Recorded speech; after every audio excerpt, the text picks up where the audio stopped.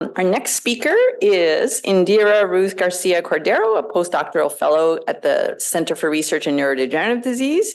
She is from, she finished her PhD in biological sciences from the University of Buenos Aires in Argentina and has published numerous articles in leading scientific journals. She will present her findings on functional connectivity and biomarkers in former athletes with a history of repetitive concussion.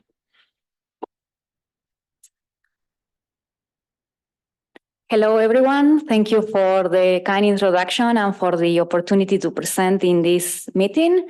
I am going to show you some results and analysis that I've been working on during my postdoctoral fellowship in Dr. Tartaglia's lab. And the title of my presentation is Functional Connectivity Changes in Neurodegenerative Biomarker-Positive Athletes with Repeated Concussions. So there is a huge amount of evidence that shows that traumatic brain injury and multiple concussions are a risk factor for developing dementia like Alzheimer's disease, chronic traumatic encephalopathy, Parkinson's disease, among others. And former contact sport athletes are at higher risk of developing dementia because they are frequently exposed to multiple concussions. However, it is still unknown why some of the former contact sport athletes can develop dementia and others not. And I am going to refer to contact sport athletes during the presentations as ex-pro. Also, a lot of studies shows that brain tissue post-motor examinations present mixed pathology in ex-pro. For example, they show that the brains can have chronic traumatic encephalopathy, Alzheimer's disease, TDP-43, and Lewy body inclusions, among others. And this heterogeneity in the pathology is also reflected in the clinical outcomes because you can see one ex-pro, for example, with cognitive impairments and increased neuropsychiatric symptoms, while others ex-pro can be completely healthy and cognitively normal. In addition, exposure to multiple concussions are associated with delayed brain atrophy and with the disruption of functional connectivity measured with fMRI in the default mode network, salience network, and frontoparietal network. And this is interesting because these changes are also observed in other neurodegenerative disease. For example, here I am showing you, how the default mode network is disconnected in patients with Alzheimer's disease in comparison to controls. On another hand, biomarkers are very useful to identify patients that are at high risk of developing dementia because with the biomarkers, you can track the physiopathological changes that are occurring in the brain, even when patients are still in asymptomatic stages of the disease. In this study, we measure a neurofilament light change that is a protein located in the axonal cytoskeleton and that it's released to the cerebrospinal fluid or blood when there is axonal damage or neurodegeneration. So that's why the neurofilament light change, or NFL, it's a biomarker of brain neurodegeneration. And the evidence supported this because we found a lot of studies found that NFL are increased in former contact sport athletes, in active athletes. Also, neurofilament light change, the levels in blood and CSF are associated with the severity of symptoms and also with the number of concussions. So in this study, we tested whether biomarkers evidence of neurodegeneration measured by NFL in ex-pro with a history of concussions is associated with cognitive behavioral impairments or focal structural or functional connectivity abnormalities. And we expect that ex-pro who were positive for biomarkers of neurodegeneration would display more cognitive impairment or neuropsychiatric symptoms, more atrophy, and abnormalities of functional connectivity networks in comparison to the group of ex-pro who were negative for biomarkers of neurodegeneration and healthy controls. So to do this, we recruit 41 male ex-pro with a history of concussion, and the ex-pro were separated into neurodegeneration positive and negative based on serum and CSF levels, based on NFL serum and blood levels. We also included 6 male healthy controls without a history of concussions, and these controls were negative for neurodegeneration. For all the participants, we collect demographics and sport characteristics. We also collect the MRI and the structural MRI, and we measure AD biomarkers. So to define the neurodegeneration positive and negative groups in the ex-pro, we use the NFL values in blood and CSF, and also we use this tool that is freely available online. There I put the link of the website that is called NFL Interface for Physician, and I put like a screenshot of the tool. Here, for example, you need to enter the value of the NFL of your participant. Then you need to put the age of that participant, where the sample come from, if it is blood or CSF, and the ranges that you want to compare your sample with. And this is the output of the program.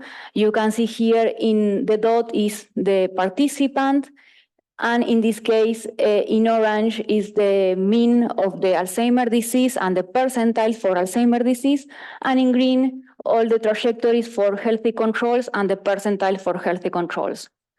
So in our study, we consider ex-pro positive when NFL levels were above the 50 to 75 percentile for healthy controls and the 25 to 50 percentile for AD.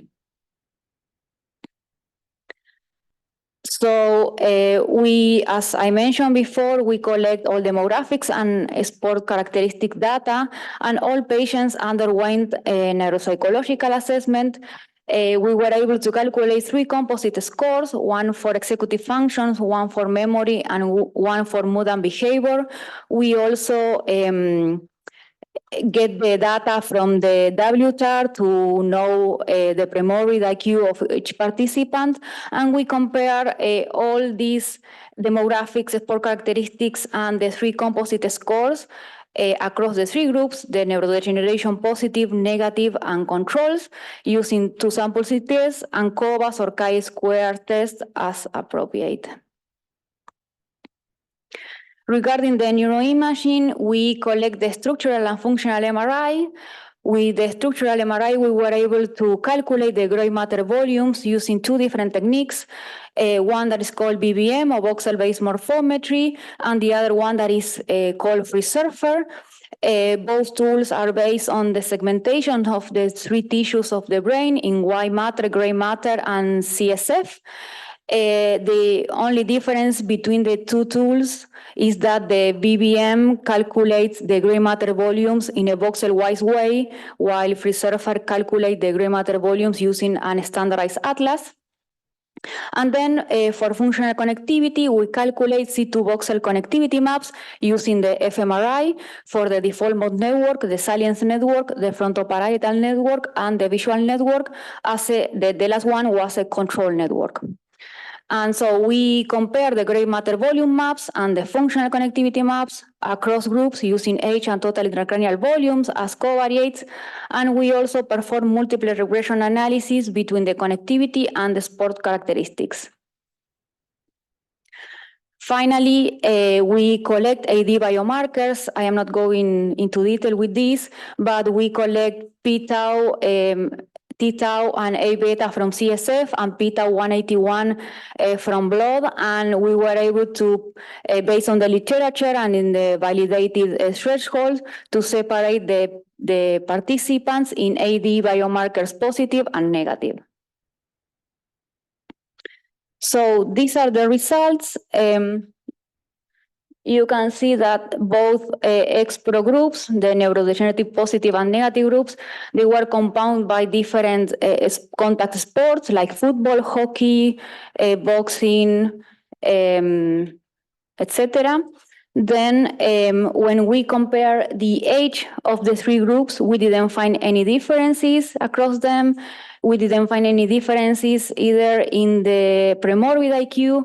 And when we compare the sport characteristics between the neurodegenerative positive and negative group, we didn't find any differences in years placed as professional, in age at first participation in contact sports, and in number of concussions while playing.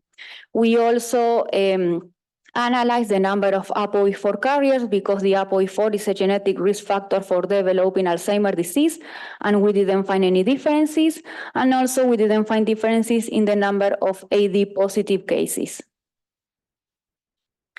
Regarding the composite scores, we didn't find any differences for the executive, the memory, or the mood and behavioral scores between the three groups.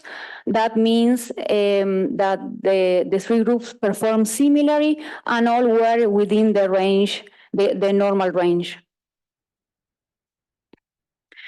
Regarding the neuroimaging analysis, we didn't find any differences in gray matter volumes. We didn't find any atrophy, neither using BBM or free surfer. And for functional connectivity, we only found differences for the default mode network, and we found that the neurodegenerative positive group present the lower disconnection of the default mode network, and then was followed by the neurodegeneration negative group, and then by healthy controls. We didn't find differences from the frontoparietal, the salience, and the visual network. And we also found that the default mode network was negatively associated with the number of concussion in all XPRO. So we didn't find any differences in years played, number of concussion, ApoE4 and AD biomarkers. We didn't find differences in cognition and behavior, and we didn't find any differences in atrophy. And this is interesting because that may suggest that the NFL, the increase in NFL levels may precede the appearance of clinical symptoms and atrophy in some of the XPRO. We also found a disconnection of the default mode network only in the neurodegenerative positive group, and this alteration of the default mode network were there without any atrophy, and that highlights the role of the default mode network as a potential biomarker for XPRO that are still asymptomatic and could develop neurodegenerative disease in the future. Also, the default mode network was the disconnection of the default mode network was associated with an increased number of concussions, and this could be related to the cumulative effect of concussions that damage the fibers and disrupts these large-scale functional connectivities. And we didn't find any differences in AD biomarkers. That was interesting because actually we were expecting that. We were expecting differences in AD biomarkers because, as I showed you in the beginning of this presentation, the default mode network is affected in patients with Alzheimer's disease. However, we didn't find any differences in AD biomarker positivity rates between the neurodegenerative positive and negative groups, and that may suggest that maybe there is another tau isoform accumulating in the brain and producing these default mode network changes. But this is linked with one of the first limitations, is that we need postmortem examination to actually know which is the pathology in the brain of this XPRO. Another limitation of this study is that we include all males, so we cannot make any assumptions in women. We assess all the sport characteristics through questionnaires, so there could be recall bias. And then the other thing is that not all of the participants had all the biomarkers.